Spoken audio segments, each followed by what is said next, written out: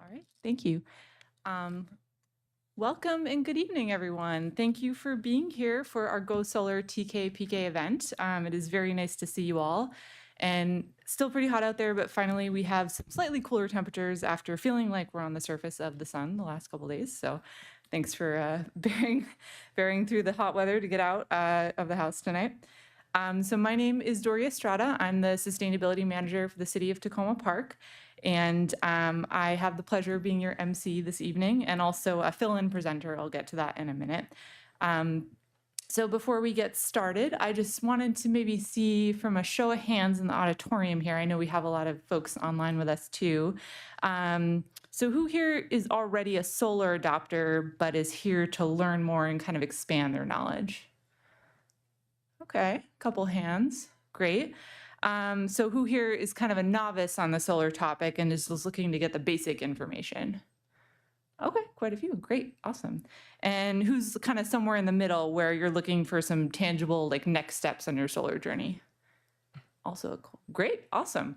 I love that there's a diversity in here, and it's my sincere hope that the information tonight can kind of cater to all of your needs to match what you're looking for. And I feel that our presenters are really going to be able to address that with their excellent presentations. So again, I think I already just made this announcement, but a couple housekeeping things. If you're joining us in the auditorium, please just remember to silence your cell phones. If you need to take a call, just please step out. Bathrooms, again, are located on the second and first level, unfortunately not around the corner. We have some construction going on. And our wonderful interns are going to be assisting.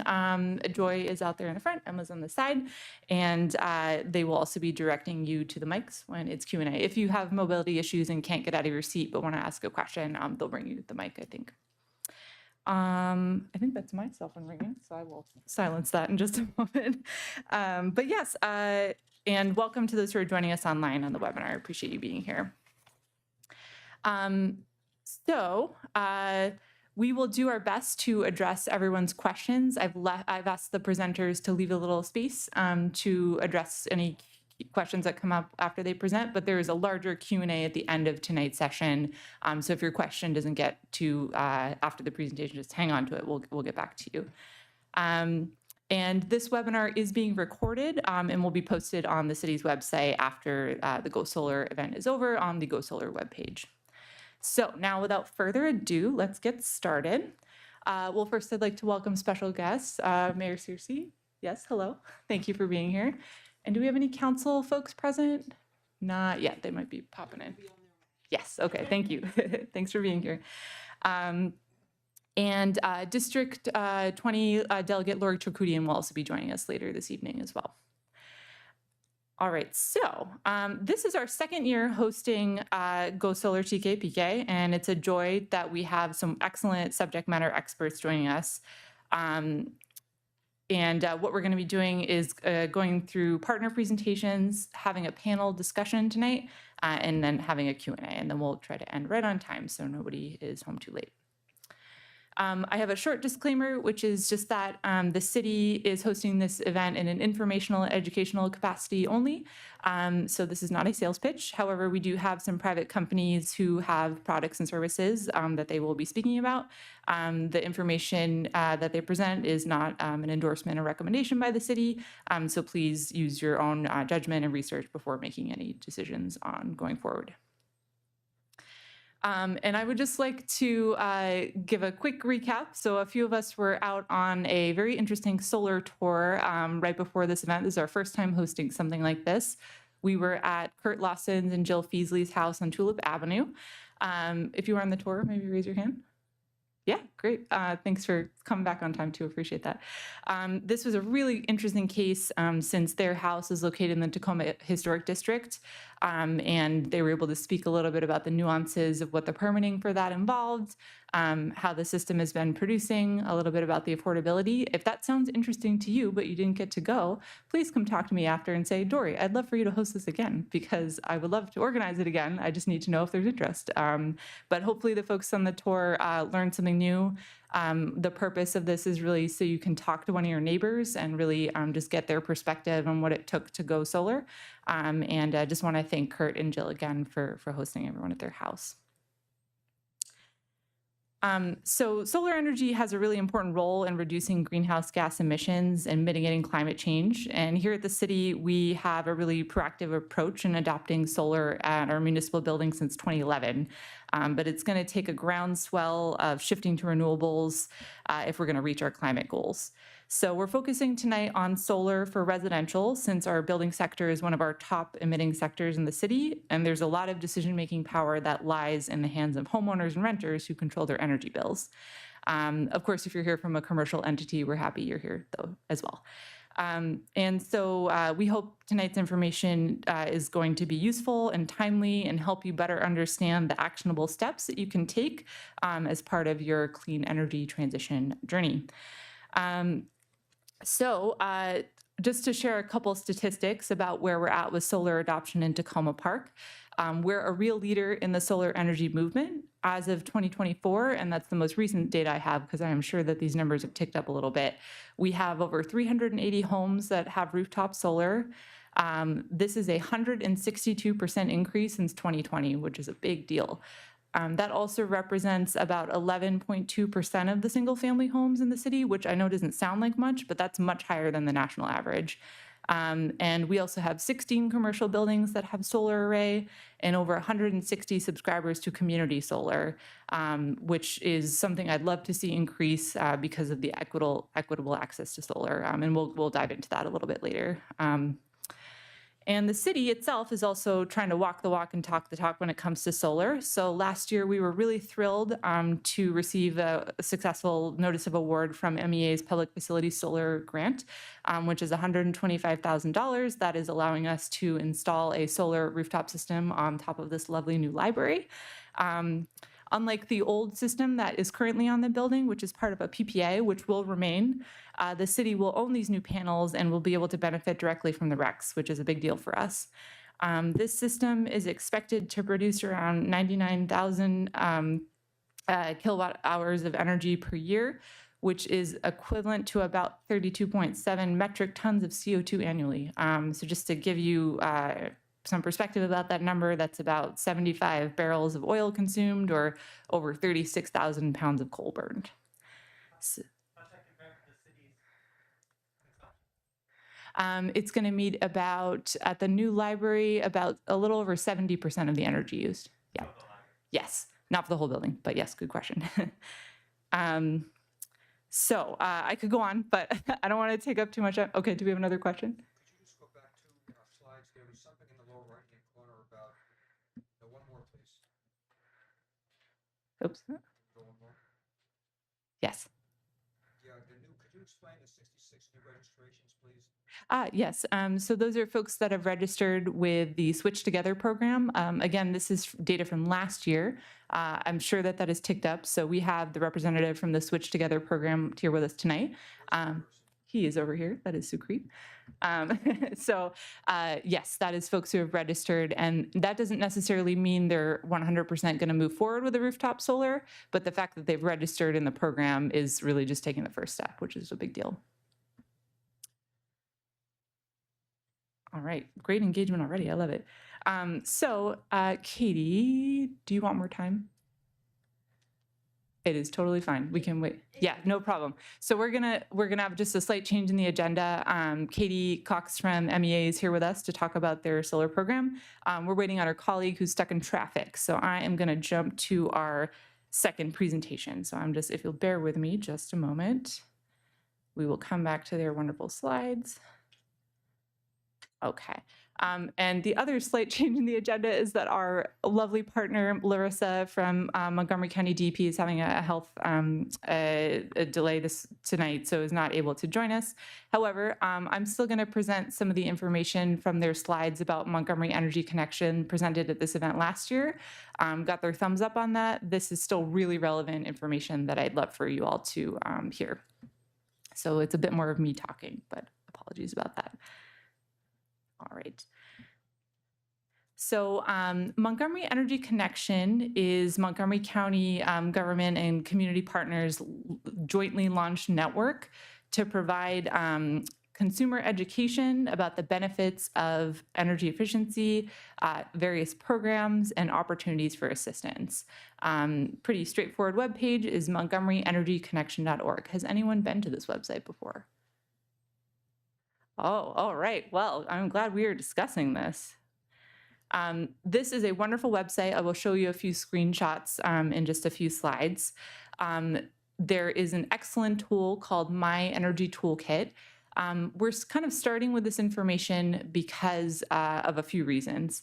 One is we want to think about your home, be it either a single family home or an apartment, as a system. And you want to make sure that that system is using energy as efficiently as possible before you even consider installing a larger array like solar, so that you would be using less energy overall. This makes a lot of sense for the bottom line of your utility bill, for your own climate comfort in your home, and for a lot of other reasons. So this website is a complete guide on how to do that. There is a whole section about energy conservation. Maybe you all know a lot of these great tips, but there are things you can do like scheduling a quick home energy checkup, a lot of turning off and unplugging of devices. There are smart power outlets, for example, monitoring your thermostat or getting a smart thermostat, checking your fridge temperature, and taking shorter showers, for example. They also have a whole section that is just about energy efficiency and home comfort. So this would be kind of the next step to make sure you are having more efficient appliances and devices in your home. Really simple things like switching to LED light bulbs, scheduling a more detailed home performance audit, and we'll get to the utility marketplace in just a moment. But then also they have a energy efficiency tax credit of $250 that is available if you make these energy upgrades in your home. So that is well worth your investment of time to go through some of these steps. And there's just a lot of information on how to electrify your home. So I will come to the Electrify MC in just a moment, but this is a big priority for us at the city. So we are very happily engaging on this topic with Montgomery County a lot. Their flyers are on our table if you want to go take some at the end of the event. Electrification means that we move away from fossil fuels. That involves, transitioning away from gas stoves, transitioning away from gas heating system. There is currently an Open City grant to help you do that. We'll talk about that a little bit later. And there is a wonderful program called Electrify MC. This is a pilot program from Montgomery County. Has anyone heard of Electrify MC? Okay, a couple people, great. This is still open and available for residents to apply to. It is a stackable incentive with other incentives being offered regionally. And it is basically a Montgomery County resident specific incentive to help you electrify. There's various incentive levels depending on what you're doing, and there are more specific details on that on the cards on our table. And of course, one of the big moves that you could make to reduce your carbon footprint and electrify is to switch to an electric vehicle. That's a whole event in itself. But if you would like to have a conversation with us about that, happy to chat about that later. The other thing you can do is to purchase clean energy. And this is where I want to linger for a few minutes right now. The Capital Area Solar Switch is a great place to start with that, and we'll get to that in a moment. Community solar is a great place to start with that, and we'll also come to that in a moment. But we have gotten a lot of questions about this. Delegate Charkoudian is going to be touching on this topic too, about the new state legislation that has removed third-party energy retailers. There's a lot of bad actors, and she'll kind of go into what that has meant for pricing and just kind of more fair and transparent information for consumers. But I would like to just guide you. So this is the My Energy Connection website. If you are looking for a clean energy provider, first you'll go on to their helpful resources. Hopefully everyone can see that. There is a dropdown called Switch to Renewable Energy. And then there's another dropdown that is called Find a Clean Energy Provider. So when you click there, you'll be brought to this page, which kind of guides you through the next steps. There is a program called Green E, which Montgomery County is most strongly recommending that you look at if you're looking to switch utility providers. Green E is a really reputable system that's like a trusted global leader for clean energy certification. It has very strict standards. And this is what this is more information from the My Green Montgomery. This is a partner website, also from Montgomery County's DEP. And this is the Green E certified website. So again, I just would like to emphasize this is not an endorsement, but I'm just guiding you since we have received a lot of questions about this topic. There is a short link here from their main website about registering for clean energy. And when you click that and you'll go to residential renewable energy for Maryland, these three providers will pop up, offering 100% wind, 100% solar, 100% wind in this case. So I would just like to emphasize that is one method of how you can go about switching your electricity bill to ensure that it is coming from clean sources. The whole topic of tonight's discussion about solar is another way you can do that. So I just wanted to offer you kind of the plate of both options with this presentation. In addition, Montgomery County is very progressive in this area in that it will be part of a community choice aggregation pilot. What does that mean? So CCA, or community choice aggregation, means that the county is going to aggregate electricity to residents and small businesses that is from clean suppliers, renewable energy. And this will be designed as an opt-out program. So if you live here, which I assume most of you do, you will be automatically enrolled in this and have the option to unenroll if you felt it wasn't for you. This is very progressive. Not a lot of states offer that. Thank you. Where are we at in this process? Regulations were approved in 2024 by the Public Service Commission. The CCA pilot will not be able to start any sooner than June 2026. There are still a few things going on in the background that are being sorted out by the county. They are working on an aggregation plan with the Public Service Commission. They are adopting local laws that would allow for this CCA to happen, talking with stakeholders, and doing a lot of outreach and community input. Delegate Charkoudian gave a pretty extensive input about this topic last year. She will, again, also be here tonight. Don't want to dive too far into this. It is a little technical, but the point of this is just to say, if you're a Montgomery County resident, hang tight because your chance to be automatically subscribed into clean energy for your utility bill is coming. But if you're one of those folks that like, Dory, I can't wait that long. I need to change my bill now. I've just showed you how you can go about doing that with Green E.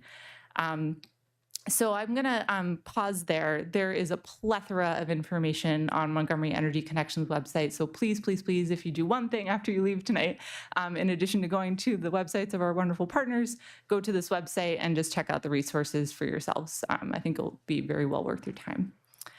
I think we have a couple minutes, Emma, if anyone has any specific questions. And again, I'm going to do my best since I do not work for Montgomery County DEP to answer them, and really happy to connect you with Larissa in case there is something I cannot answer. Yes, and if you could come up to the mic, that would be a little helpful. Yeah, just so the folks online can also hear. Thank you. So if one were to invest in community solar, that would be redundant of being a Montgomery County resident that did not opt out of that program? Would it be redundant? That is a good question. I am gonna ask our community solar. Did you understand his question? Yeah.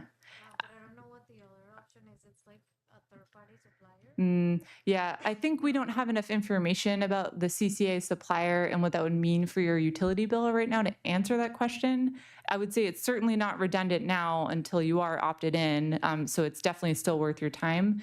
That is the best way. Yeah, go ahead. Yeah.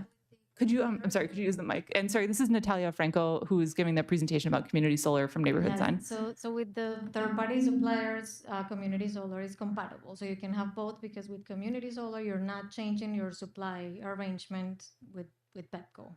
Yeah, thank you. Yeah, good question.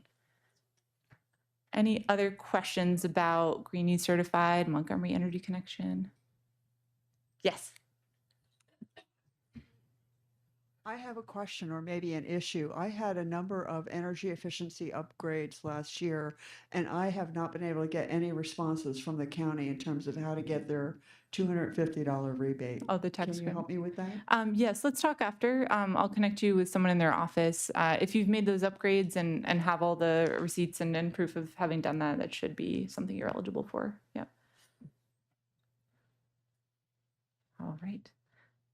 Well, thank you for listening to me again. I know it's a lot of me talking, but I appreciate you just bearing with us. So I'm going to come back to our lovely folks from MEA's presentation. All right. Okay, so sorry, that's not their first slide. So I have the pleasure of introducing our two guest speakers from Maryland Energy Administration, Katie Cox and Simeon Parker.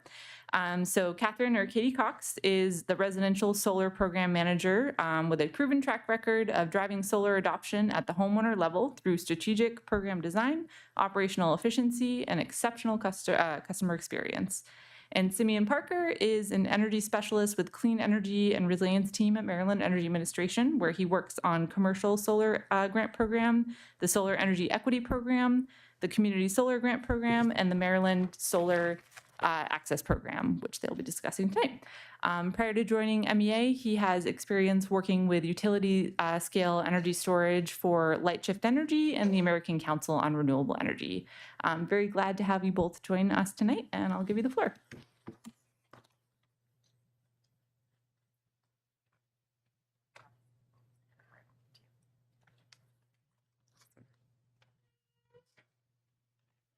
Okay, sorry, I'm reading the notes. Hey everybody, thank you so much for coming to join us this evening. I know it's a stormy night, so I again appreciate everyone getting here safely. Again, thank you, Dory, for getting us kicked off this evening and inviting everybody and organizing, and also being so gracious to fill in. It actually worked out very perfectly, because I think the best introduction to our conversation for solar for your residents is ensuring first that your home is efficient as possible. As long as you have completed that first step, which Dory has given you some great advice on how to do here in your community, and you are still interested in solar, part of what we do plays into you as a resident. So I'm the program manager at MEA. That's the Maryland Energy Administration. We are a strategic, sorry, I'm getting ahead of myself.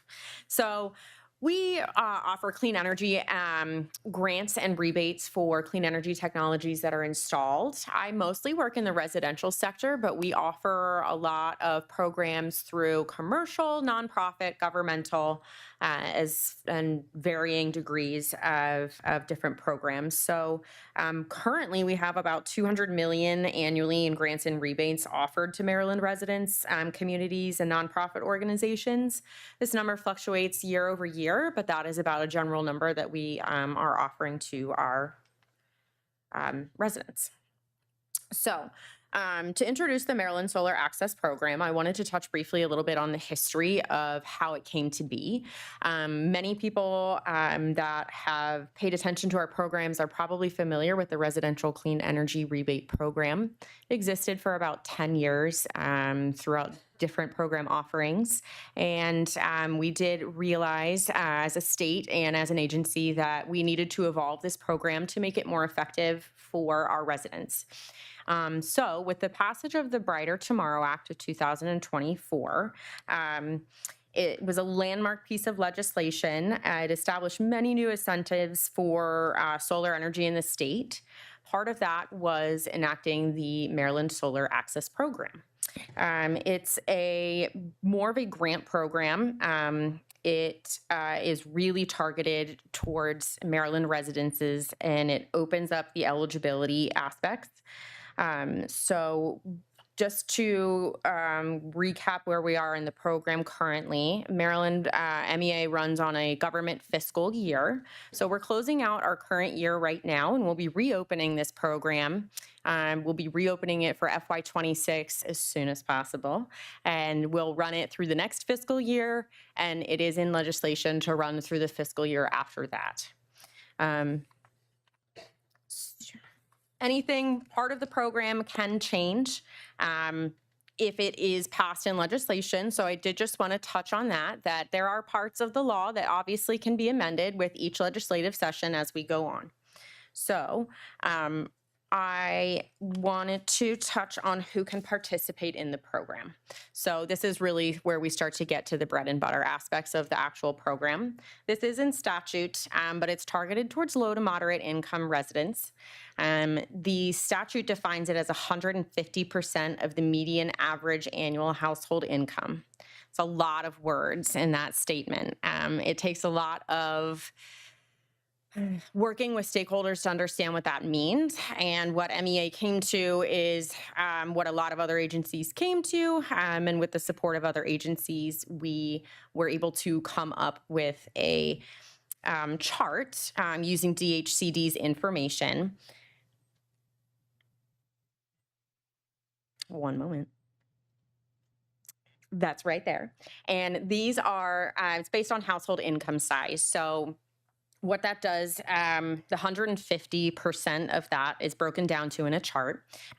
There's more guidance on who is eligible for this, but you can see that it is open to a wide variety of Maryland residents that are able to participate based on their household income. It's not as restrictive as other specifically low income programs. And I did want to highlight that because I do feel that sometimes a specific sector of residents may be ineligible for a program because of their income. And this program has a much wider income eligibility. It's very open compared to a lot of some of the other state programs that are run. The household size includes your dependent. So when we talk about that, we're talking about your household that has children in it, so that we're not talking about, you have to, everybody that's contributing the money. We're talking about your family. So we take into consideration that those are things that people are considering when they're trying to participate in this program. So those are sort of some of the boring aspects. And I see we have a question right here. So I wanted to pop back to that. Yes. Is it based on your 2024 taxes or your 2023? So we do have an extensive chart for guidance. So because people's taxes are so different, and because each person's independent finances situations can be so different, obviously we run on a governmental year, which may not be the how you do your taxes that year, and some people earn commission. The guidance that we give is to use your calculated gross income for a 12-month period up to the point of application.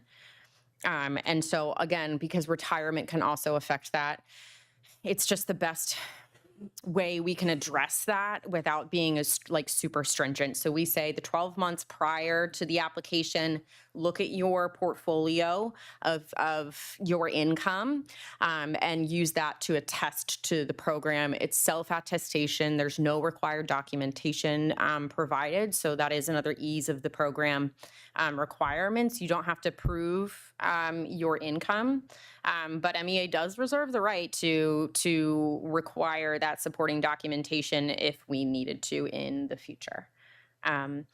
I can definitely take another question, but I wanted to get through some of the nitty gritty of the program before I handed it over to my colleague Simeon. He is going to discuss a little bit more about the actual like accepted projects, program awards, and then moving forward into some of the consumer protections, and we'll take more questions.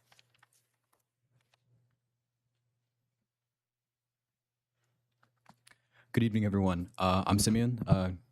Glad everybody's here tonight. So yeah, a little bit more about the scope of the actual instantiation of the project. Again, MSAP is designed as a grant program as opposed to the rebate program, which, as Katie mentioned earlier, is a former instantiation of this type of a program. And again, the reason for that is because it's designed to incentivize the contracting of these projects before they're actually installed, and we want to be able to offer the funding to folks that may not, to whom this technology may otherwise not have been available. So that's the reasoning behind it being a grant program as opposed to a rebate program. In terms of the funding eligible, it's up to $250 per kilowatt hour of nameplate or DC capacity, up to $7,500 per household. And that comes out to a maximum of a 10 kilowatt hour system. The categories of purchase contracting agreements that we accept for this program are systems purchased outright, paid in full, either from the funding that the household has or from another financing arrangement, leased systems, and traditional power purchase agreements. These are all eligible for the MSAP program this year. In addition to that, first of all, to manage the actual processing of these applications, MEA has invested in and is continuing to build out a new platform to enable the team to process applications efficiently and in a timely fashion. One of the other things that it enables us to do is to more closely match the applications that we're receiving with the consumer protection policy that the Brighter Tomorrow Act also required us to develop as part of this program. And this has been a very intensive internal process, and we work with outside partners to develop some in-depth guidelines about what we need to see on the contracts that are coming in for the for these applications for the funding before they're able to be approved. This is information specifically about the financial arrangements. So if you are a leased or a PPA system, there are certain financial benefits to the consumer, certain savings that we need to see is guaranteed in the contract before we can approve that for the program. And for system purchase outright, similarly, they're just numerical targets that we need to see are being hit before we're going to put funding out for the program. And again, that's a part of the process that we are using to ensure that every project that MEA is funding is something that will not only reach the state's clean energy goals, but also be speaking to the affordability goals, and that the system is actually benefiting the person to whom they are working with. Yeah, that's a bit about the minimum benefit requirement. And sorry, I'm trying to think about what else I have to say up here. But yeah. Another last aspect I want to mention about the consumer benefit policy is every installer that is working with a project that is receiving MSAP funding, again, will be aware of the consumer protection policy because they need to have been approved in an approved installer, and they'll be if they're an approved installer to work on projects that are receiving MSAP funding, then they'll be placed on our participating contractor list, which is available on our website. Again, this is something that this is just another layer of scrutiny that we are able to put out there to ensure that every project that is coming through is something that we have had building in different layers of visibility into the implementation of these systems. So that's a bit about the consumer protection policy, and yeah, that's what we got for MSAP. We have a range of other programs available with the Maryland Energy Administration. MSAP is one of our highest volume programs, but if you'd like to learn more, please scan this QR code. That'll take you to some of our findings. You can also go to our website. Again, that's Maryland Energy Administration. And there, if you peruse around, if you look for a document that I forget the exact title, but if you just search up Maryland Energy Administration FY26 program, anticipated program offerings, then that'll show you a PDF of all of our programs. And from there, you can learn more about whatever projects or areas of interest you might want to learn more about and what the state of Maryland is incentivizing. And yeah, thank you for your time. Yeah, I think we have a couple minutes for questions. Yeah, you can either project. Oh, yeah. How much money is left in the program? How many houses do you expect it to take? Oh, yeah, that's a great question. Okay, so I can tell you right now for FY25, we it was a little odd. Legislatively, we only had to launch the program by January 1 of 2025, but they gave us a budget for the entirety of the year. So we actually on track used about 50% of the 15 million in 6 months. So we're kind of on track. We have not announced immediately the budget for the next fiscal year. It's very similar. I can chat with you afterwards to give you a little bit more like information on it, because I know you guys have been waiting to hear about it. I anticipate that we'll use it. I also anticipate that we may potentially find another option for funding. And I also, again, we're adding new programs that will be able to use in contingency. I also want to call out that MCEC, the Maryland Clean Energy Center, will be getting Solar for All funding. I can't tell you when that will happen, but they're getting the funding. And their program will be compatible with our program. Not sure about their requirements, but you know. I just wanted to say I'm so surprised there's so much funding available because, you know, when that whole thing was rolled out in January, $15 million, I assumed it would run out by Feb, but no, I checked the website last week around 47% of it was spent. Now it's like 50%, so it's pretty good. Yeah. Yeah, we weren't sure how it would roll out, to be honest. I have to be very transparent because it's a pilot program and we had never run anything like it before. The other added aspect that Simeon had touched on is that we really are working at MEA to make the process for applications easier. And this was the first rollout of that experience too. So it was a lot of new things. The timing of the budget and the program rollout was a little odd because of the 6-month disparity, but we did end up using it on track. Like it was a little bit like more on track than we thought, you know, it maybe even would be. Go ahead. Oh, can we take one question and then okay. Well, we're gonna do one more question and then I will be here through the end. I think Simeon will as possible. So obviously you guys are trying to run a very widespread program, but Maryland is a very diverse place. You know, Garrett County looks nothing like Montgomery County, like PG County, whatever. Yeah. How do you make this, how do you incentivize this best in different communities? That is a great question.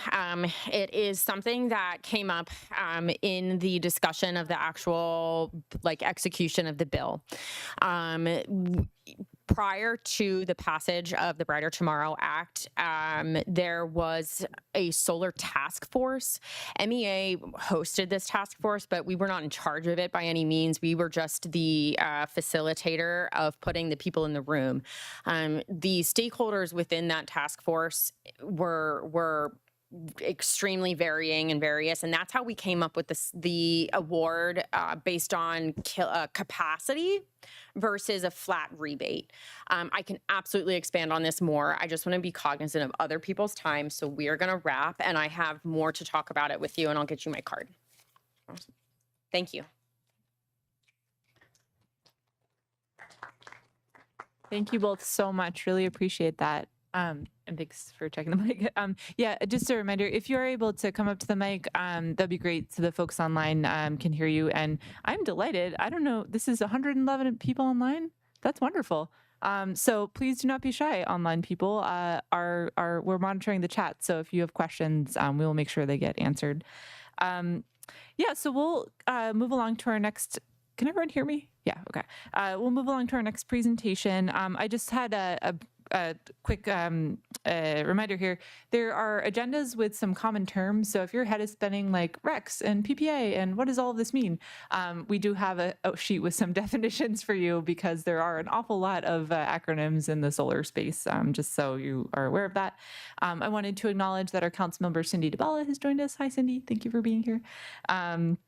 And just wanted to also say, if you want to get back to the basics, I meant to add in the previous presentation, the Montgomery Energy Connection website has some wonderful kind of solar 101 resources. So I know we're taking a kind of a deep dive, but if you want to kind of have a little bit more general background, that website also has that.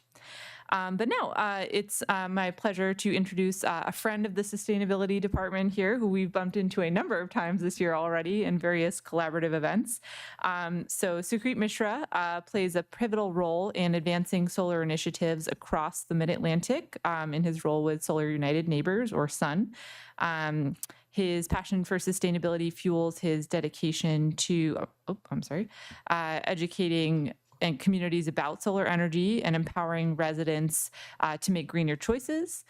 With an extensive research background, Sukhrit has explored key areas like solar financing, energy efficiency, and the intersection of policy and community-driven solar solutions across the capital region. And as the Switch Together program director, he's responsible for expanding solar adoption and connecting residents with vetted installers and facilitating a smooth transition to clean energy. So please join me in welcoming him.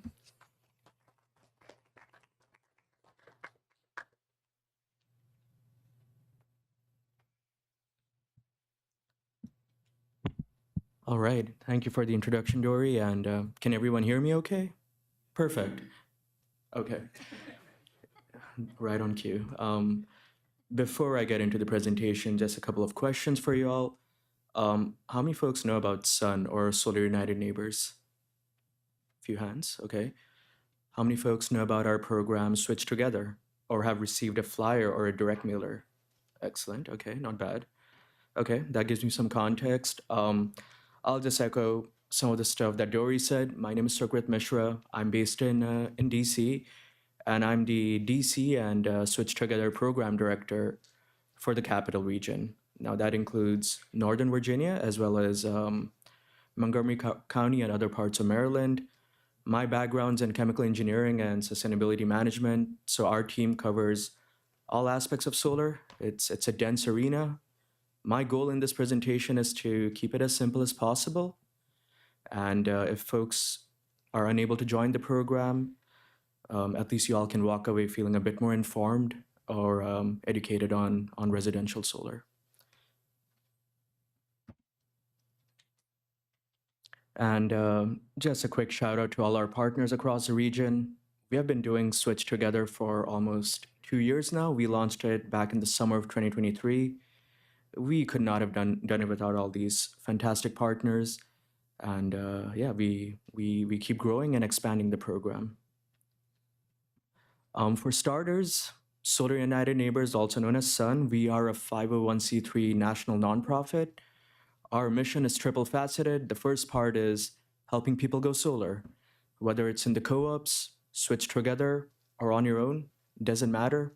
As long as folks are getting informed, getting educated on the benefits of residential solar, our job is done. The second part is protecting the rights of existing solar owners. Sometimes they get pushbacks from local utilities, their HOAs and what have you. We have a policy team, and we try to represent them as best as possible. And that extends to the federal landscape without really getting into the nitty gritty. ITCs and some of the perks and the benefits around the Inflation Reduction Act are in jeopardy. So our team is actively involved in that arena as well. And the third part is just spreading the word on solar. That includes tabling events, solar 101s like this, happy hours. We try to meet up as much as possible and get out there as much as possible. And yeah, we were a startup back in 2007. We started in DC, then expanded to Maryland, then Virginia. We are now based in 12 states as well as Puerto Rico. So we have come a long way from being just a team of 5 folks to almost 110 folks now. So yeah, it's been great. And this is what you all are here for. So I'll get into our program, which is Switch Together. In a nutshell, Switch Together is a bulk purchase program or a group buying program. The two big benefits are one is I call it the Costco model. We bulk people up in a specific neighborhood, jurisdiction, muni, county, city, what have you. Once we have enough folks on board, we run an auction. We do a lot of extensive and rigorous background checks on installers, peg them based on a criteria, and help folks go solar at a discounted rate. The bigger benefit is solar's my daytime job. Not everyone's an expert. It is a dense topic. I think Dory had said it earlier, like any other industry, there are good actors and bad actors. We have a national help desk for that. We offer pro bono consulting to both Sun members and non-Sun members. So irrespective of whether you're a member of our programs or this is your first time interacting with us, doesn't matter. You can reach out to our help desk with any questions around your utility bills, any proposals you may have received from installers, community solar and related topics. We will answer them for you, no questions asked, free of charge. And we have been running this program, just to quickly rewind, we have been running the Maryland program since 2015. We used to run co-ops back then. In a good year, those co-ops used to get around 300 people signed up. Of those folks, around 100 people would go solar. Back in 2022, when the Inflation Reduction Act was passed, we really wanted to scale it up. We evolved it to the Switch Together program. We are running it in partnership with another Dutch company. They're called iChooser. They focus on the marketing aspects. We focus on consumer protection and consumer education. And we have really amplified and scaled up the program. Instead of 300 people in a good campaign, we get around 2,000 or 2,500 people signed up. Since the summer of 2023, we have had almost 10,000 people sign up in this program. And off the top of my head, I just checked Salesforce earlier this morning. I think we have around 1,200 people who have installed a system or signed a contract. So yeah, pretty decent solar footprint. This program is active in DC, in Arlington and Fairfax County in Northern Virginia. And in Maryland, it's active in Montgomery County, Howard County, Prince George's County. And I am working on, hopefully, getting a commitment from Baltimore City tomorrow. I will be going up there, so we'll see how it goes. To state the obvious, in terms of the big benefits, on average, depending on the size of the group, folks can save anywhere from 15 to 25% going solar in this program as compared to going solar on their own. What I usually recommend is, do your own research, reach out to at least 3 vendors on your own. There are other websites like Energy Sage and what have you. They are the Google for solar and solar vendors. It can get a bit dense on Energy Sage, but it's still, they're pretty extensive.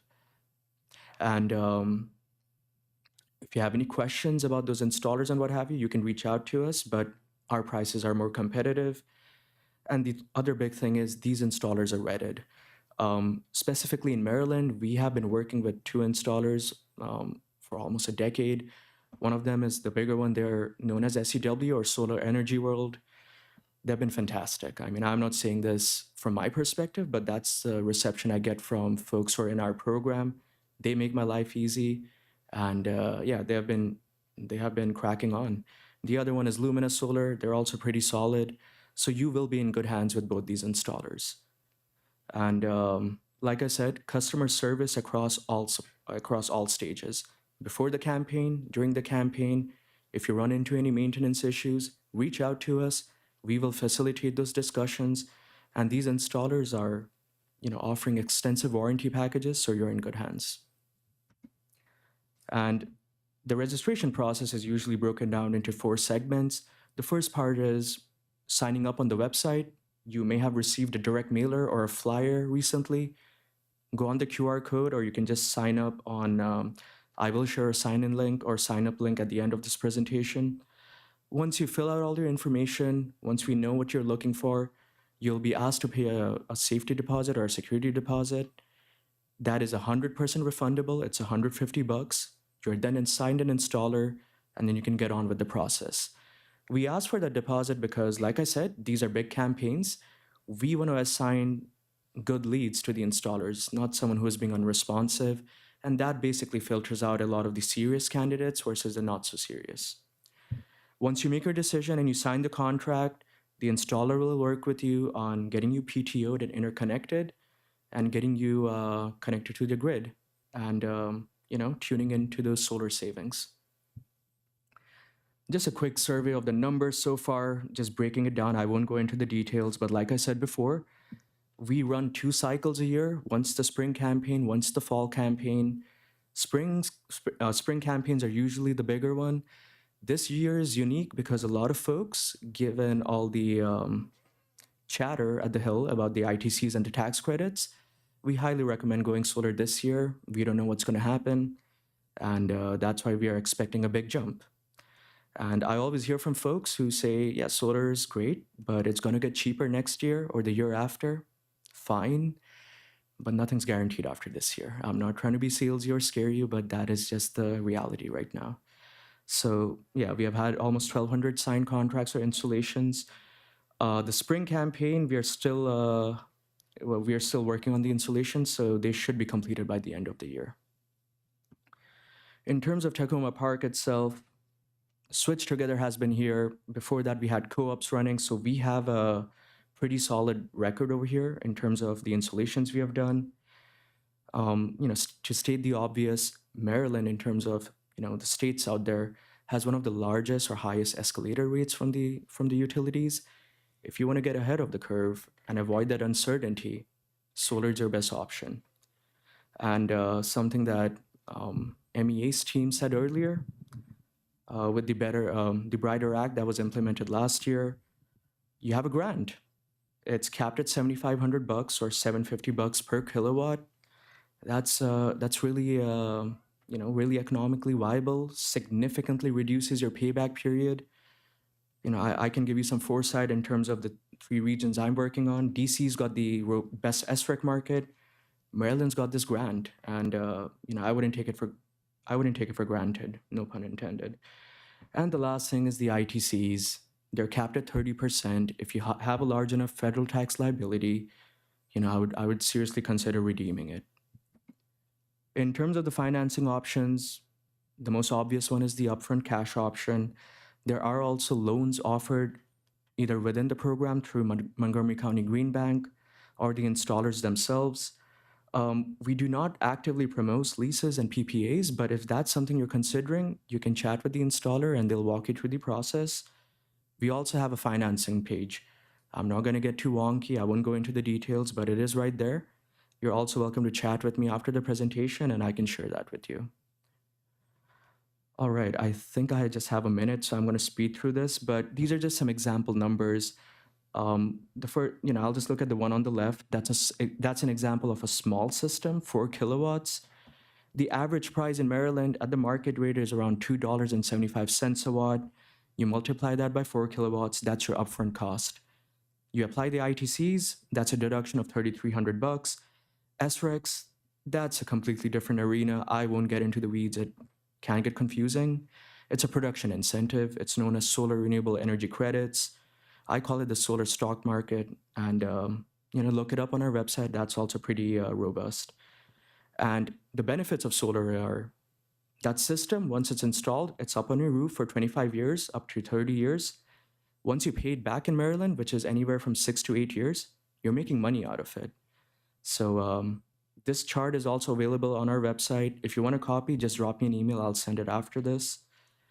And real quick, in terms of the project timeline, the campaign will be launched on July 23rd.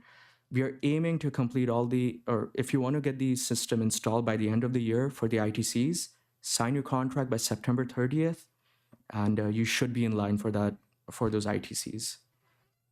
Last page, what do you do next? That's our sign-in page or sign-up page for Switch Together.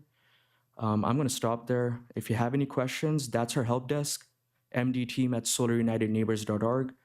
I manage that with a couple of other technical folks, and we usually respond within a couple of hours. And I know that was a bit quite extensive, so I'm going to stop there, and happy to answer any questions after this event. Yeah, absolutely. Thank you.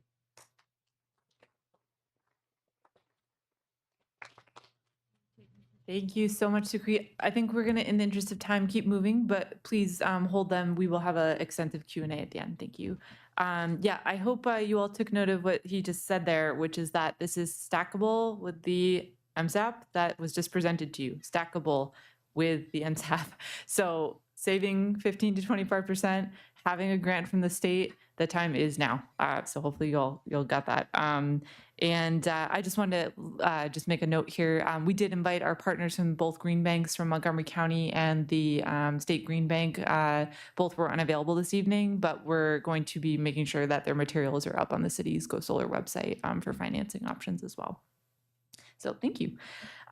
So now we're gonna switch gears a little bit. So we've covered some information on how to obtain rooftop solar, but what if that's not an option for you? What if you are a renter or your home has a shaded roof? Well, that's where community solar is the perfect solution. And I'm really happy to introduce our next speaker from Neighborhood Sun, who's going to lean into just that. So Natalia Franco is an environmental engineer passionate about reducing greenhouse gas emissions through clean energy initiatives. She's helped enroll over 1,300 households in the community solar program, which supports a generation of over 16 million kilowatt hours of solar energy per year. Natalia is currently a program manager at Neighborhood Sun. So welcome.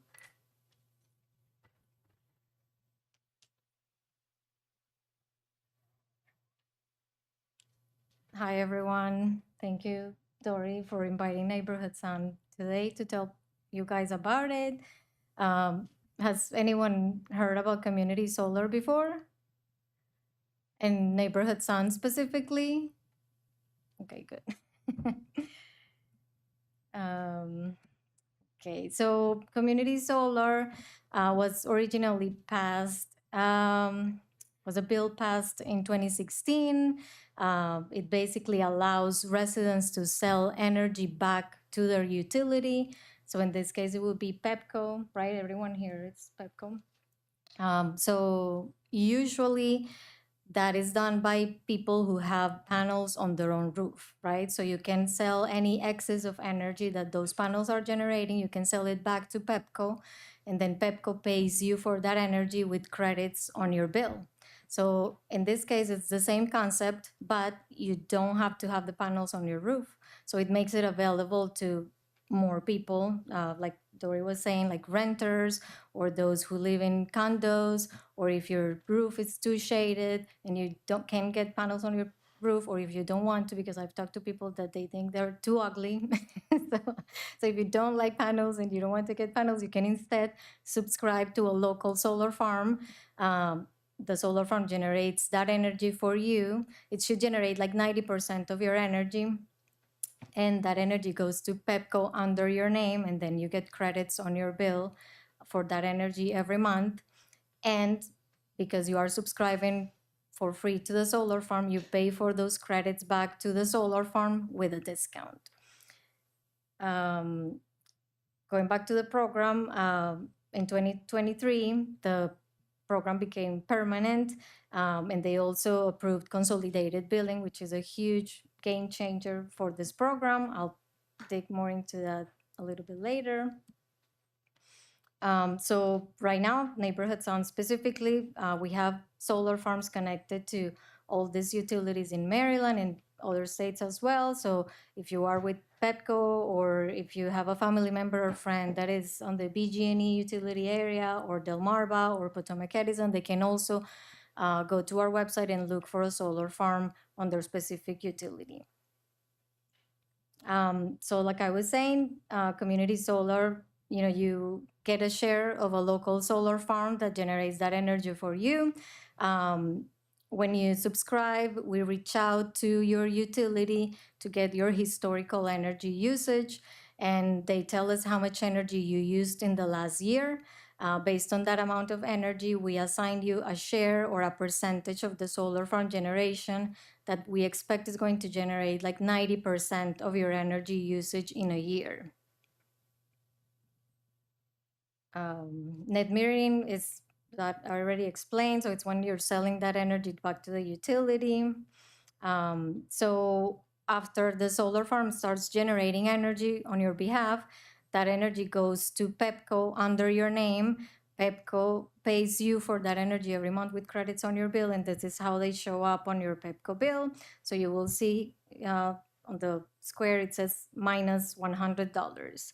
So in that case, usually there's a 10% discount, for everyone. And if your household is income qualified, then you can get a 20 or 25% discount. So if we go with the 10% discount, you received $100 on your bill. So that means you're paying $100 less to PepCo that month. And then the following month, you pay $90 to the solar farm. So you save $10. Do you need to own your home to participate? No, this is for anyone who pays an electricity bill. So if you rent, if you live in a condo, it doesn't really matter. Do you need to install panels on your roof? No, the panels are in the solar farm. So this way you are saving on like installation and maintenance. And you can also, you subscribe for free and you can cancel anytime and there is no cancellation fee.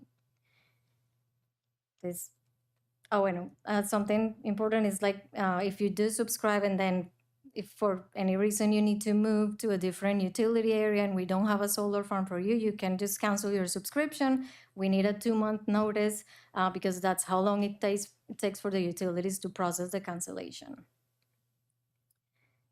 Can I enroll in community solar if I have solar panels installed on my roof? Yes, you can. So if those panels are generating, for example, 50% of your energy, you can enroll the other 50% that you're getting directly from PepCo to the program. If they're generating 70, then you can enroll the 30%. But if it's more than like 80 or 90%, then I probably wouldn't recommend it because it wouldn't be worth it. I feel like it's too much of a hassle for that little savings. So how much will this save you? It depends on the discount that you get based on your household income. So if you get a 10% discount, it should save you 1 monthly bill per year. So that means that if you on average pay $200 to PepCo for electricity, that's how much you should save in a year. And if you qualify for the 20% discount, then it means you will save 2 monthly bills per year. The income qualification is here. So depending on how many people live in your household, this is the maximum income amount that has to be, met to qualify.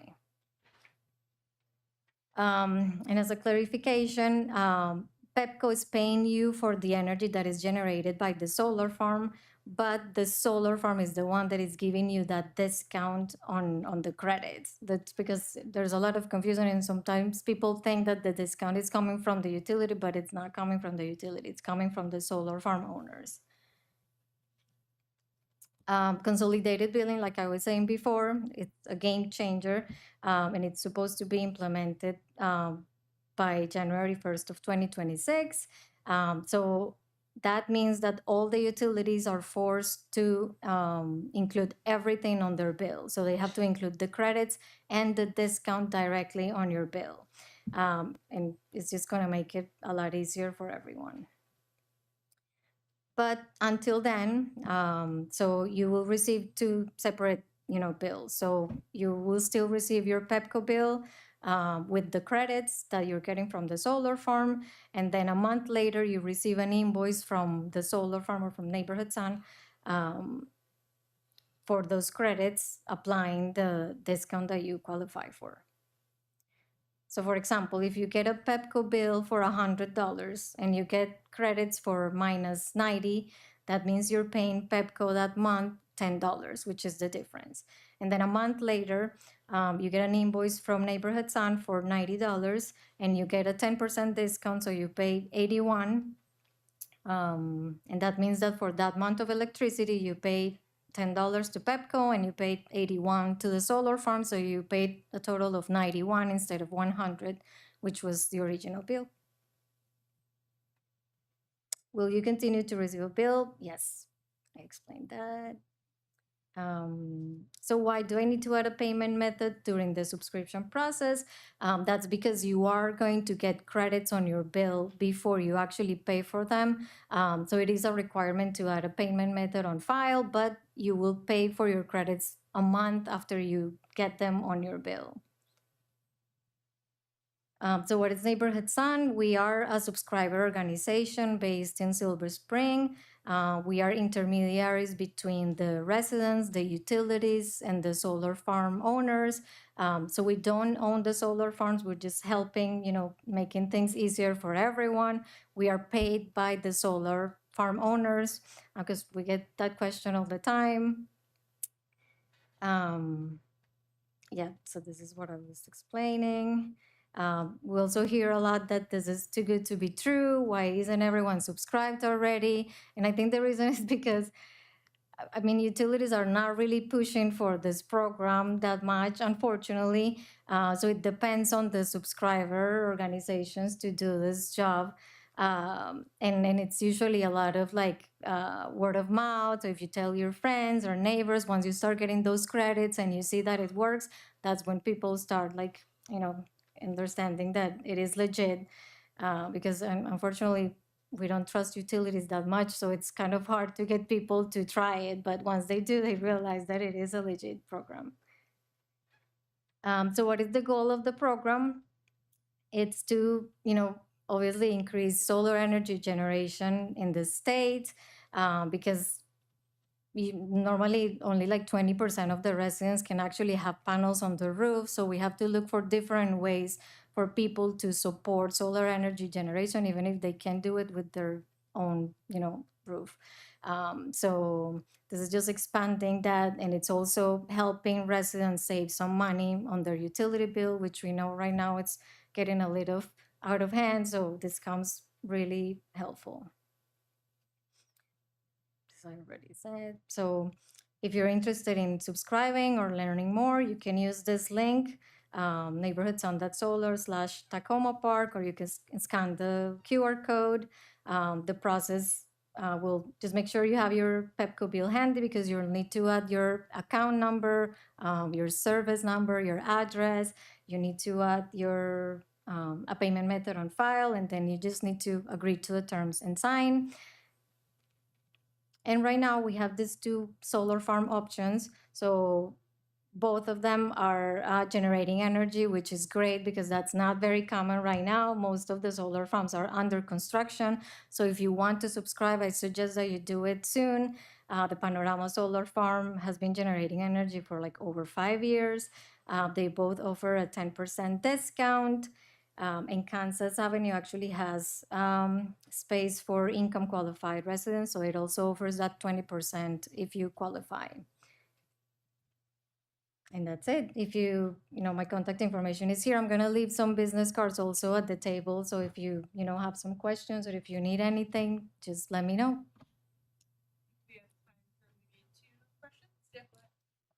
Just curious, you met check. Hello? Okay, gotcha.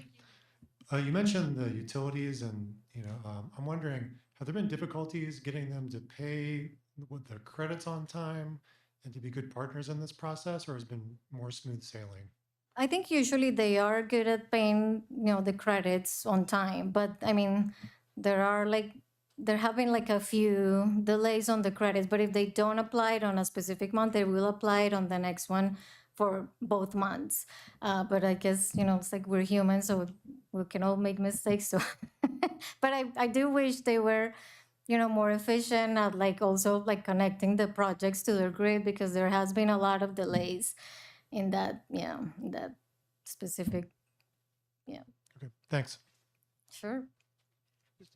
I know about a year ago, Arcadia was going through the neighborhood, signing people up. Are they like you guys? Are they just a competitor, or do they do something different? Yes, they are also a subscriber or a subscriber organization, yes. But their model is different.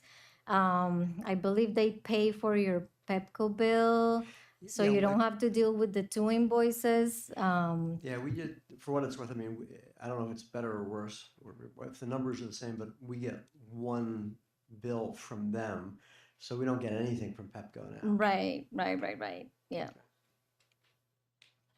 Tori, do we have any questions online? Okay. Yep, we can take one more. Sorry, real quick. I just want to also mention, while we have community solar on the topic, that the Maryland Energy Administration also maintains on our website all community solar offering entities in the state of Maryland that are registered with the Public Service Commission. If you're looking for other opportunities to sign up for a community solar program, you can look at our website, and we will have an up-to-date account of all the arrays in the state that are currently offering that currently have space. I just wanted to add that for the folks in the room and the folks online. Thank you. Perfect. Thank you. Thank you so much, Natalia, also for that like very clear explanation. If you do still have questions, again, I think you're able to stay a little bit later. Perfect. Thank you. Yep, I am a community solar subscriber. Did it last year. Wished it was something I had done years ago. It is not too good to be true. So yes, please spread the word about that. In the same vein, we are very excited to welcome our next speaker who's going to be joining us online. She works for a company who's done some very innovative work to address equitable access to solar for renters in multifamily buildings.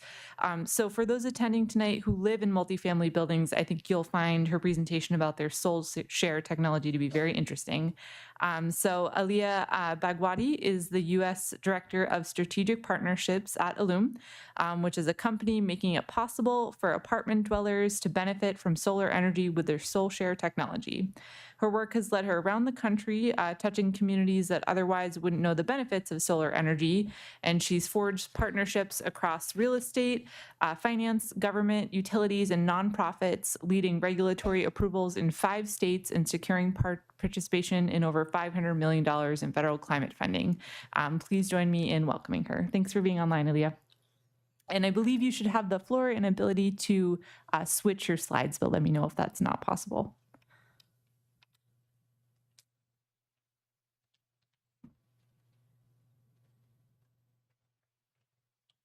Bear with us one moment while we're getting the tech prepared. And I think you're on mute. Could you unmute yourself? Sorry. Hi, everyone. I hope everyone's doing really well. Thank you so much, Dory, for having me. I'm sorry I couldn't be there with you in person. Shall I share my slides, or is that something that you want to do? You should be able to. I think you are, so you can give it a go whenever you're ready. Okay. Can folks see this? Yes, we can. Okay. I'll get going then. Thanks so much for having me. Excited to be speaking to you all. I'm sorry, I'm based in Chicago, so I couldn't join you today, but yeah, really excited for this event. As Dory mentioned, our focus and what we're working on is getting people who live in multifamily buildings, so people who live in apartments, access to rooftop solar in the same way that single family homeowners get access to rooftop solar. And it's a significant part of the population. It's over 40% of US households that live in multifamily buildings.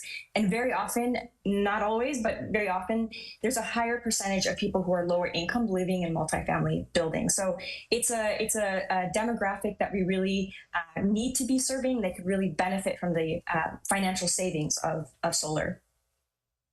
So we developed this technology called SoulShare, and you can see it here. And it's the first hardware that shares solar from a single rooftop solar system to multiple meters in a multifamily building. So the company actually started out of Australia, but we've expanded into New Zealand, into Europe, as well as the US. And here's what we're offering, and I'll go into why it's helpful for multifamily in just a minute. This is a hardware device. It's fundamentally an infrastructure support device, and this is what enables residents to share in one's rooftop solar system. And the SolShare this hardware device is controlled by software. And I'm going to try to zoom in on the software. I'm sorry, it's very blurry, but the software is actually reporting on the amount of solar consumed, the amount exported, and the amount delivered, all relative to energy demand within a unit as well as within the building. So you can really get a sense of how renewable energy is supporting the resident as well as supporting the building. So building owners can clearly report on their ESG metrics, and residents can know that they're saving on solar. This is a resident that we worked with in Jackson, Mississippi. And this, Curtis is his name, and Curtis said that since I'm saving money on my utility bills, that allows me to invest back into my small business or put it into my savings account. And that's exactly what we're trying to do for apartment residents. Okay, so I often get the question of why is this so difficult to do on apartments and multifamily buildings? So I'm going to talk about that and how SolShare solves for these problems. The first issue is that there's the split incentive issue. So building owners are the ones who are going to make that investment, but the benefits of rooftop solar are typically flowing to residents if they're able to consume it in the form of lower utility bills. So there's this incentive issue. Why would the building owner make that investment? So the way in which we're solving for that is we're sharing energy between both the resident meters as well as the building owner's meter. So both can lower their energy expenditures. And by sharing energy with residents, the building owner can now create a solar amenity fee that both enables them to recuperate that investment, but also enables the tenant to have net savings on their utility bill. Historically, if you actually wanted residents in multifamily buildings to consume solar, you needed to have multiple solar systems per meter, which is very expensive and it's a lot of hardware. And that's why, it's quite a breakthrough technology to be able to share energy from a single system to multiple meters. There was also the issue of, even if you were sharing energy with your residents, it was very hard to know how is that energy actually benefiting your tenant. So that's why the Sol Center becomes very handy and useful in being able to track building-wide energy data and meter-specific energy data. And there are certain programs, Maryland, DC have the Solar for All programs that stipulate at least 20% of the benefits have to flow to residents. And we're able to show that, yes, 20% or 50%, whatever it is actually directly flowing to residents. And I think Natalia just spoke about community solar, and which is great. However, community solar policies don't exist in much of the country. And so the way in which we are significantly different is that we are, again, privately owned infrastructure. So we're really not reliant on community solar policies. We're also not reliant on third-party ownership of solar farms. This can be directly owned by the building owner. So here's a case study of a project that we did in Orlando, Florida. This was a 400 kilowatt system that was shared between 64 apartments. And each of those apartments is saving about $100 on their utility bill. So very significant savings. And that's about a 60% energy bill reduction on average. So these are very significant reductions because fundamentally we're not a billing mechanism. We are actually delivering solar directly to residents. I mentioned that historically, if you wanted apartment residents to consume solar, you needed to have multiple solar systems per meter. And on the left, you can see what that looks like when you have 20 units, apartment units connected to multiple solar systems. And then here is what it looks like, 20 units connected to SolShare. Each SolShare can connect up to 10 units. So if you have a 100 unit building, that would be 10 SolShares. This is for some energy if there's any energy nerds, this is single line diagram again. I'm going to kind of go through this for the sake of time, or pass through this for the sake of time. But here's a diagram that kind of more clearly shows how this system works. So you take a rooftop solar system, the energy goes down a typical inverter. We're agnostic as to what solar panels or inverters are used.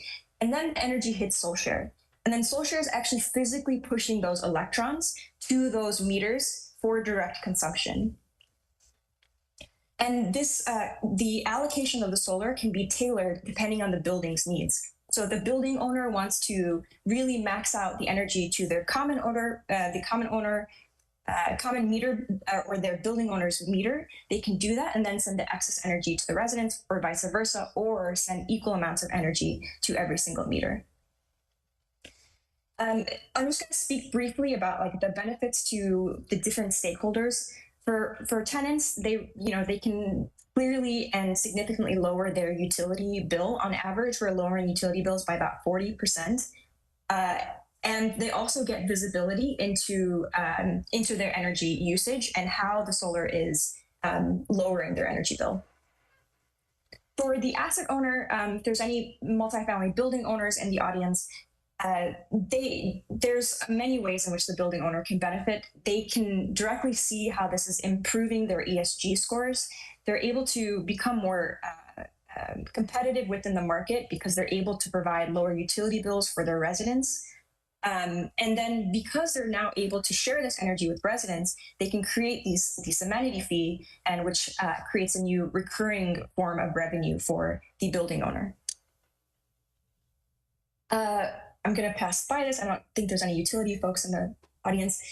If there's any installers, this is now going to enable them, or enable the installers in the audience, to be able to pursue multifamily buildings. Oftentimes, installers have to say no to multifamily solar projects because they're either just too difficult or too costly for the building owner. And so, what we're working on is really unlocking this market for all stakeholders, and especially for installers to pursue as well. If anyone owns affordable housing, I wanted to just mention that we're working on a pilot in DC, also with the DC Green Bank, and that will be with an affordable housing provider. And if you're an affordable housing provider, you are eligible for additional tax credits. I think that were talked about earlier. However, I think as somebody mentioned earlier, those tax credits may be dwindling or going away soon. So, if this is something of interest, I highly encourage you to pursue it as soon as you can, or get in touch as soon as you can. So I will stop there and give the floor back to you all. Thank you. Thank you so much, Aaliyah. And I know that was a little dense, but I just wanted to add that your company, Illume and SolShare, is kind of the first technology of its kind that we observed. So this is a really big deal. And we found you through an excellent partnership from your case study with the DOE partner in Mississippi, which is just a really great project. So you all heard my disclaimer at the beginning. This is not a sales pitch, but that is why we wanted to invite them. And this is a really big deal in terms of equitable solar access. But are there any questions for Leah? I think we have a few more minutes. No questions in the online audience, Joy? Everyone's a little quiet on there. Okay. Yeah, go ahead. Can you come up to the mic so folks online can hear? Yeah, I mean, I'm just speaking from the perspective of a nonprofit. I'm seeing potential collaboration opportunities here, at least in DC or even beyond that. Can I get a copy of the slide deck and some of the other services they have? This looks really promising. I saw you taking notes. Yes, definitely. I think Aaliyah will have your slides uploaded, and also this is recorded, so we'll make sure you get a copy, Sukri. Any other questions? Yeah, go ahead.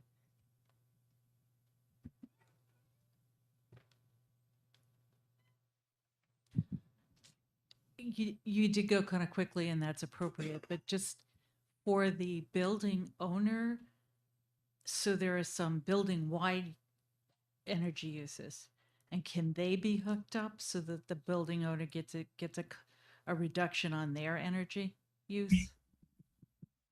Yeah. So sorry for going so fast. So One yes, so second, the Leah, I building think we're owner having can some can sound also lower their issues. energy expenditure. Sorry, can you hear me? Good. Say something again. Can anyone hear me? Can't hear her. Oh, okay. I'm sorry, just bear with us one moment. Okay, I think you're unmuted now. Okay. Yep, we Yeah. can hear So, you. Yeah. if you can hear me now, yes. So the building owner can lower their energy expenditure as well. So what SoulShare can do is it can tailor the allocation to whatever meter is to the meters that it's sharing energy to. So if the building owner wants to really send the majority of the energy to their common meter to lower their their expenditures, we can do that, and then we can send the additional energy to the resident meters. And still, the building owner as well as the tenants are able to see how much energy they're consuming. So I hope that was clear. But the simple answer to your question is yes. The building owner, we can focus on lowering the building owner's utility bills first, if that's what the building owner needs. Perfect. Thank you. Yep. Thumbs up from our question. Thank you so much, Aaliyah. I think in the interest of time, we'll need to move to the next portion, but we'll make sure that folks have your contact information and know how to reach out to you. Really appreciate you being online with us. Thank you. So while we're getting things queued back up over here, I'm very happy to introduce our final speaker before we move to a panel discussion. She's probably a familiar face to a lot of you, and she's here to speak about the recently passed state legislation impacting energy retailers and explain what it means to you. Delegate Lori Chukudian represents District 20 in the Maryland General Assembly, where she serves on the Economic Matters Committee and is... Okay, I won't go through your whole bio. Yeah. Thank you for being here. Thank you. All right, good evening. What a fun night we get to geek out about all the ways to benefit from solar. This is, thank you, Takoma Park. That's pretty awesome. So Dory and I were talking about this. I was letting her know how excited I was that this was happening.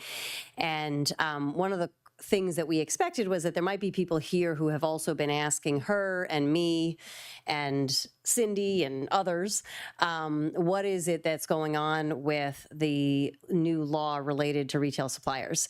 And in particular, we feel like some of the retail suppliers themselves have misrepresented what the law is. And so we wanted a chance to clarify that. Spoiler alert, the answer to what you should do is sign up for community solar. But I'll give you the background that sort of gets us to that point. So what was happening across the state was that we were having really serious challenges with retail suppliers behaving in predatory ways, in exploitative ways, in sort of two different categories. And so one was on price, where we had suppliers who would come in and offer a low price to sign up, and then over time that price would go up, or there would be automatic renewals, or they would have sort of differentiated prices in higher income communities with people that they expected would be educated and looking at their bills. They might have lower prices, but they would go into lower income communities. They would offer, like, we'll give you this gift card if you sign up. People would get signed up. They wouldn't realize they were signed up. And next thing they knew, they owed hundreds of dollars, in some cases thousands of dollars. And they're like, and in some cases their electricity was cut off because of that. So that was sort of on the price side. The second side that was going on is that we had sort of the green energy side, which one would think, and when I first got introduced to this world, I was like, that's good. We like the green energy side. And if people are willing to pay a little bit more to have 100% clean energy, isn't that a good thing? The problem is that what was happening is that there's no sort of national rules about what counts. And so the way that we count green energy, with the exception of community solar, and I wasn't asked to come here to be a promo for community solar, but it just so happens that that is a really good model. So with the exception of community solar, where what you're paying for is actually going on the grid where you're receiving your electricity, when we say, like the state says we're going to get to 50% renewable, For the most part, that is done through buying what's called renewable energy credits. And so you're still getting, if you have a coal plant nearby or a gas plant nearby, whatever's the closest, electrons go to the closest house, right? The closest use. So whatever's closest is what's going into your house. But then, right, you're using a gas electron. If you're buying a REC, so you're paying for the renewable energy attribute of a wind farm in Western Maryland, then you get to say that your energy is renewable. So it's not that there's different energy coming to your house, but you're paying for a wind farm in Western Maryland or in Pennsylvania. Now, in the state of Maryland, and this is imperfect, but this is what our rules are in the state of Maryland, your RECs, the way that we say we get to 50% clean energy, we're buying RECs in the PJM grid, which is the grid that serves Maryland. So it's not a perfect plan, and I'm working on improving it over time. It's getting better. And by the way, we just took trash incineration out of it this year, so give yourselves a round of applause if you're a part of that. But what was happening is those RECs are more expensive because they need to be to put more clean energy on a grid where it's more expensive to build clean energy, PJM. Where it's very cheap to build clean energy, like Texas, where there's hydro, that's very cheap in Washington State. There's cheap RECs, but those are projects that would be built even if they didn't have RECs, right? So what was happening is an energy company was coming in and saying to our residents, you could have 100% clean energy, pay a little more. And then we were paying more, and they were buying RECs from Texas and from existing hydro facilities. So people were paying more, but we weren't getting more clean energy online. And so it wasn't technically illegal, right? I mean, technically in this country, you can pay for RECs, and if people don't know, but what was happening was people were paying, thinking they were helping the clean energy in Maryland, in their community, and they weren't. So what we did was we created a law that said, if you're going to be a clean energy retail supplier, your RECs have to go by the same rules as Pepco's RECs, as BG&E's RECs, as the RECs that we count in the state. So they have to be in PJM. And what happened was those clean energy suppliers said, well, those RECs are more expensive. We can't afford those. We can't offer deals with those. And so we'd rather just get out of the market. So people are disappointed that they can't claim 100% clean. We feel like, those of us who supported this law, that it was more important to have honesty in what we're claiming as clean energy than to be able to feel good about ourselves when the money was going to projects that didn't need it anyways. And so that's my very short version of like a 75-page bill. I'm happy. Many of you have gotten, if you've written to me, you've gotten email responses about this. Happy to try to explain it in more detail when there's more time. But the bottom line is, the reason we coordinated with this conversation is the ways that you're describing doing solar, including community, really make sure that the clean energy we're paying for and maybe paying a little more for, although in the case of community solar, paying less for, saving money on our rooftop, that it's actually happening in our community. So, thank you. Do you want to take questions, or that's my time? Maybe one question. I'm kind of nerdy, it's a big question, but as far as like certified SRECs, the data we're talking about where the SRECs could get paid out for consumers, but some people here already have solar. So the SRECs are all, they have to be from Maryland. That's Maryland law, is SRECs have to be from Maryland. So any SRECs that are getting purchased or traded are sort of legitimate. And then there's RECs, tier 1 RECs, that are anywhere in the PJM grid. Also sort of legal, legitimate, because it's our same grid. That's like wind in Western Maryland or in Pennsylvania. And then there's these other RECs that Maryland doesn't sort of certify or regulate that are from anywhere in the country that are not necessarily contributing to more clean energy on our grid. Is that, and you follow up with me later if I haven't answered the question. Okay, great, thank you. Thanks for the chance to talk. Thank you so much, Delegate Charkoudian. It's always a pleasure when you're able to join us and impart all of your wonderful expertise. So thank you. We're now just going to move to the last portion of our event, which is our panel. So I'd like to invite our panelists to come up. I'll introduce you one by one, and if we could have the lights up on the panel, that would be great. So I'll start by welcoming Phil Guire. He represents Real E, or Real Estate Agents Leading on Electrification. Phil's a seasoned real estate agent at Compass, where he is an excellent negotiator with extensive knowledge of the DC metro area that would rival any cabbie, or so I saw on your profile. Welcome, Phil. Nick Deek is the Residential Sustainability Program Manager at Habitat for Humanity Metro Maryland, leading climate resiliency initiatives for residents in Prince George's and Montgomery counties. He has a background in environmental compliance, sustainability consulting, and special expertise in energy modeling, carbon accounting, and decarbonization planning. And finally, Joy Togo is a sustainability intern with us at the City Sustainability Office since last summer. Among her many duties, she's been involved in the organization and administration of the Green Homes and Businesses Grant, which she'll be sharing more information about.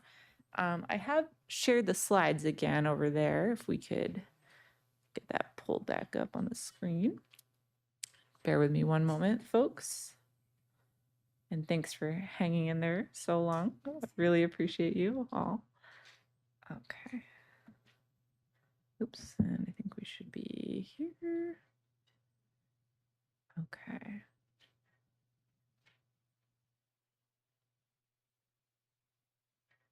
Yes. All right, great.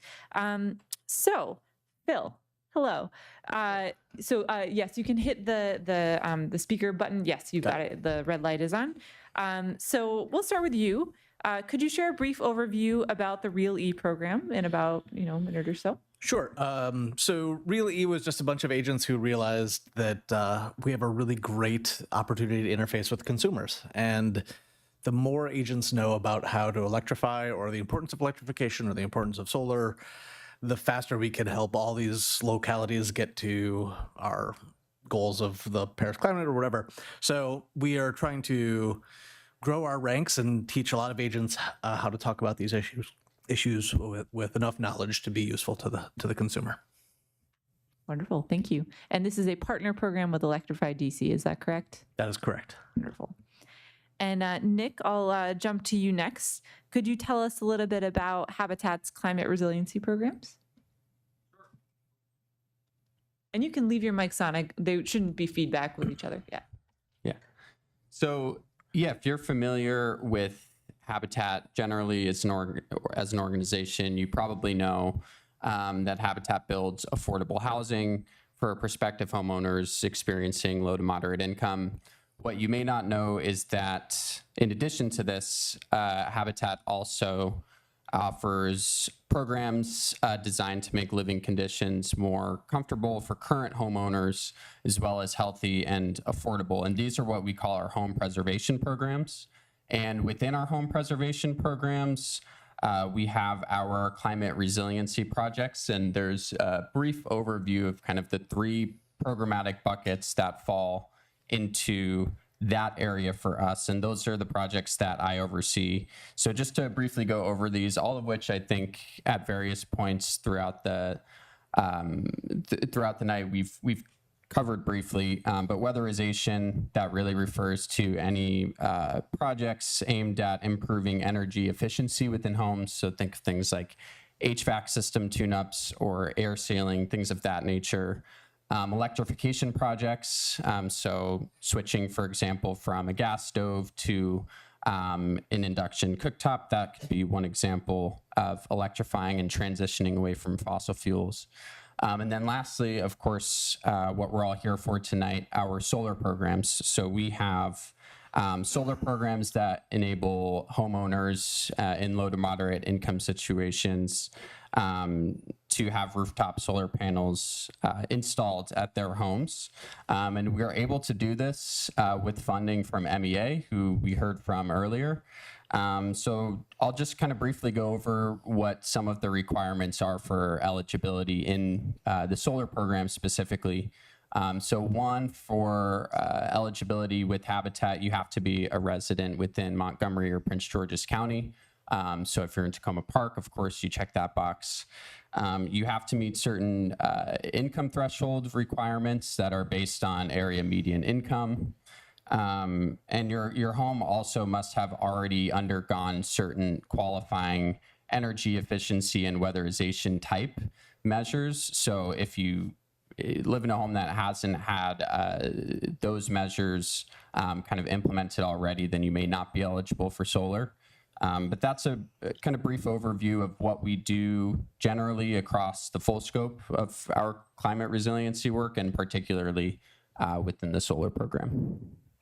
Thank you so much. And last but not least, Joy, you've been working on the city's Green Homes and Businesses grant. Could you tell us a little bit more about that? So the Green Homes and Businesses grant is a grant program that is available through the city, and its purpose is to support small businesses, homeowners, and tenants to make energy efficiency upgrades. So that's electrification projects, and say weatherization and insulation projects. So this program grants it. This program helps homeowners, for instance, condo owners, single-family home owners, and tenants can receive funding of up to $15,000, and local businesses can receive funding of up to $30,000 for eligible projects. So when it comes to homeowners and tenants, the funding that you receive is dependent on your income, household income. Yeah, great. And I will dive into more about that, but we're bringing that up because one of the projects this can fund is solar. But I want to toss it back to Phil for a second. So you're a realtor. Yes. One of the questions we get a lot from people is about how will having solar affect my property value? Could you share any information you might have about that?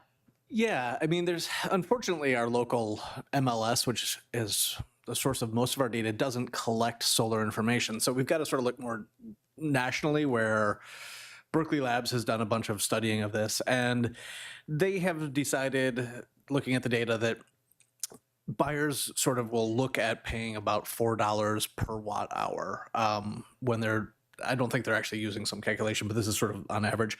So that a 3.6 kilowatt system would add about $15,000 of value.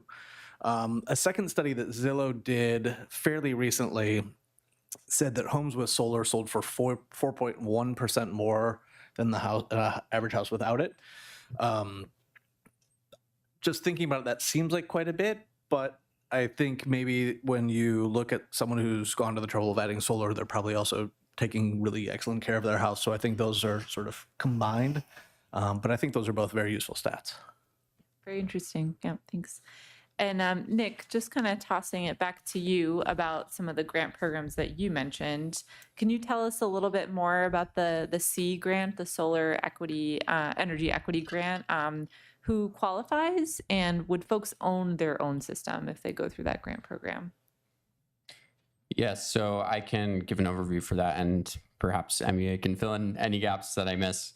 But essentially, for a homeowner to be eligible to receive that funding from Habitat through the C program, there are a couple of important criteria which I touched on, but I'll go over them again in some more detail. One of the biggest pieces is meeting a certain income threshold. So as it's stipulated in the grant, it's 80% of the area median income. So if you are above that threshold, then you wouldn't qualify for the grant. And then, like I also touched on briefly, your home also must have undergone certain weatherization or energy efficiency measures. So these are laid out a little bit more specifically in the grant language as well. But if your home hasn't undergone any of those, then it would have to receive those services first before getting put through the solar program. And then once you are deemed eligible for the solar program, a homeowner who goes through it would have ownership of that system, or that's at least one of the pathways that's offered through the grant. Awesome. Thanks. And Joy, let's say I'm a homeowner or business in the city with a solar project in mind. Can I apply for funding from this grant? And if so, what do I need to do to apply? Yes, so solar projects are one of the eligible projects under the Green Homes and Businesses Grant. For that, whether you are homeowner, business owner, or a renter or tenant, you qualify to apply for that. To apply for the grant, so it supports installation of solar panels. So all you need to apply is a detailed cost estimate or a quote from a contractor. And if you're a tenant, you need to get a letter of approval from your landlord that shows you can do the project. And then for another thing is for homeowners, you also need a copy of your income tax return or federal tax income return. I think 2 pages of that to show that to be uploaded at the time of application to show that to qualify for the grant funding. Thanks. Yep, perfect. And we're a little tight on time, and I want to be cognizant of that. But I wanted to ask you all, so feel free, whoever wants to jump in first. Can you share with us either a success story from the program you're involved with, or a top piece of advice you'd give for folks here tonight who are ready to get started with solar?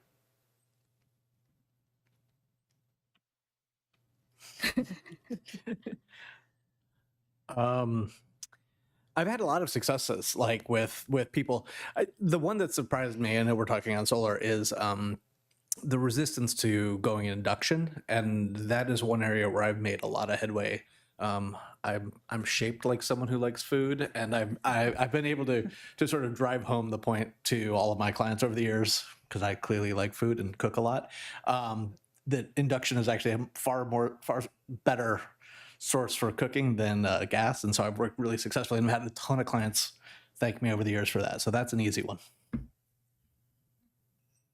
Nick, you look like you something to say. Yeah, I can jump in, and what came to my mind was something you mentioned earlier, actually, about thinking about your home as a system, and not just focusing on any one aspect of your energy consumption, but really thinking about all of the decisions you make, all of the habits you have that influence how much energy you consume, and what you can start doing on your own terms to kind of lower that demand and increase your energy efficiency as much as you can before considering something like solar, which I think, in terms of, you know, the sequence of how you should think things through, solar should be downstream of some of the smaller actions you can take more immediately or in the short term before you start thinking about solar. So I appreciated you mentioning that earlier.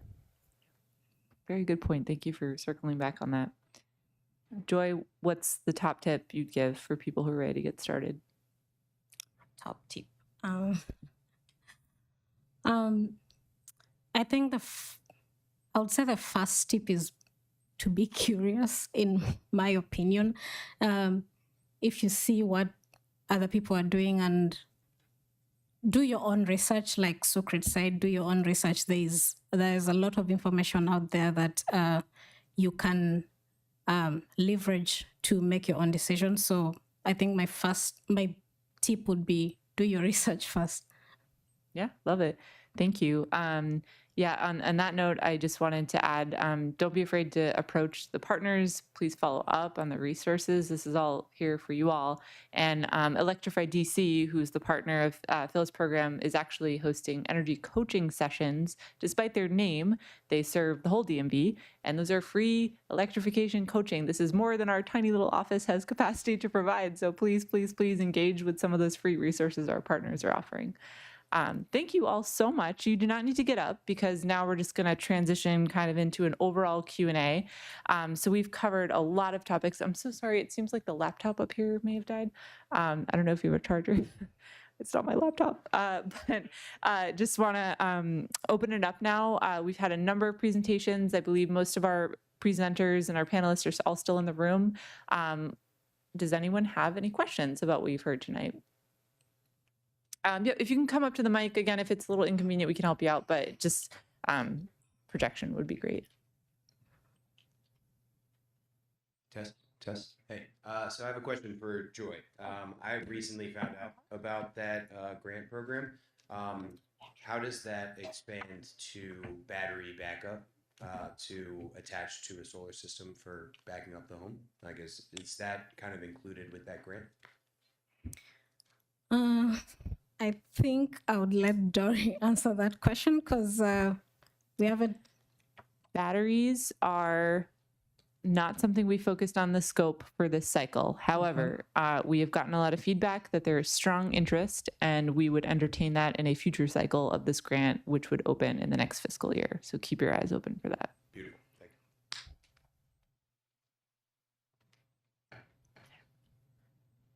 Hey, Phil, I have a question for you around homes and their, resale value when they install solar. Yep. That's a question our team gets a lot, where, it's a long-term investment, and sometimes it can be a deterrent where, life happens. Sometimes you have to move, and sometimes folks are turned off by maybe green realtors or just the unknown in terms of the process.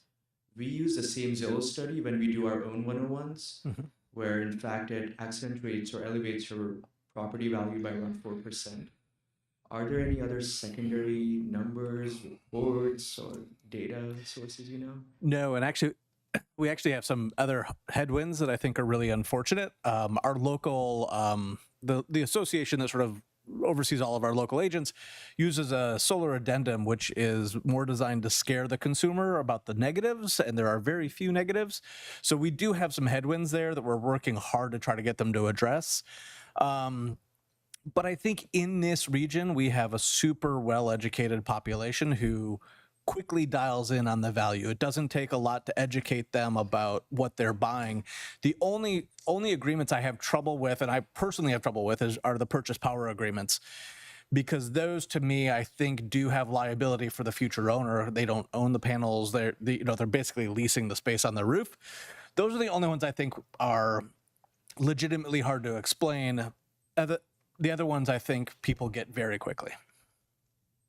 Appreciate it. And that's a common misconception we get from HOAs as well, specifically in Virginia and Dominion territory, where they try to dissuade folks by using some of those tactics. Not fun, but it is what it is.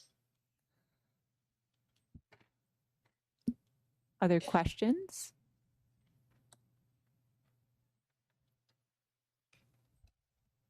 So everyone's all knowing, all set, all the information. Okay, thumbs up. No, it's a lot of information. Really appreciate you guys sticking out. Yeah, please. Yep, go ahead.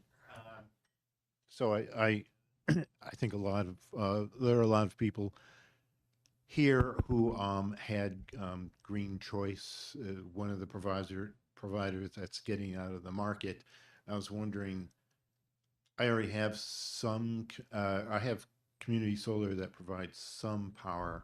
What would be a good strategy or even a place to start online to look to increase my renewable energy purchases?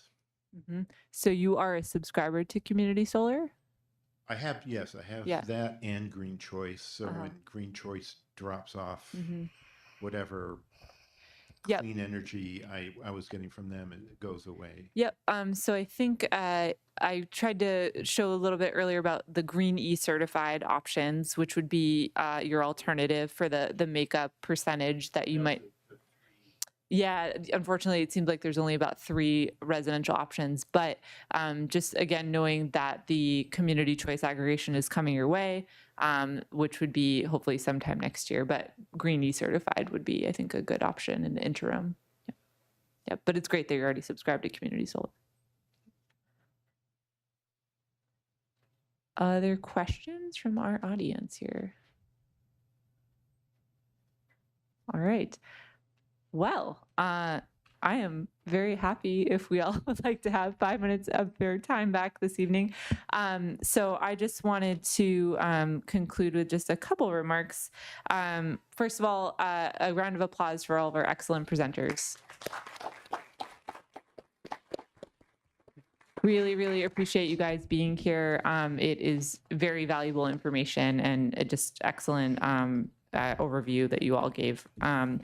I think we've all heard a lot of great input this evening. So again, just want to reiterate, please take some action on these programs you heard about tonight. I think that you maybe understand the urgency with some of these tax credits going away, with some of these grants having a short window.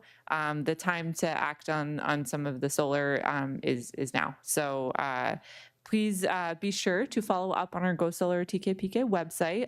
Next week, we will have the recording and slides up. And before you leave tonight, please stop by our info table. Some of our presenters have left some of their materials. Information about the state and city grant is over there, including some fun freebies if you didn't pick up some sunglasses. And just really looking forward to continuing the conversation. This event is kind of our keystone, but the Go Solar TkPk campaign is active all year round. This event is also a work in progress. So if there's things that you liked or you didn't like, or you think you want us to extend on, come talk to me after. I'd love to chat about it. But thank you all so much for being here tonight. Really appreciate it.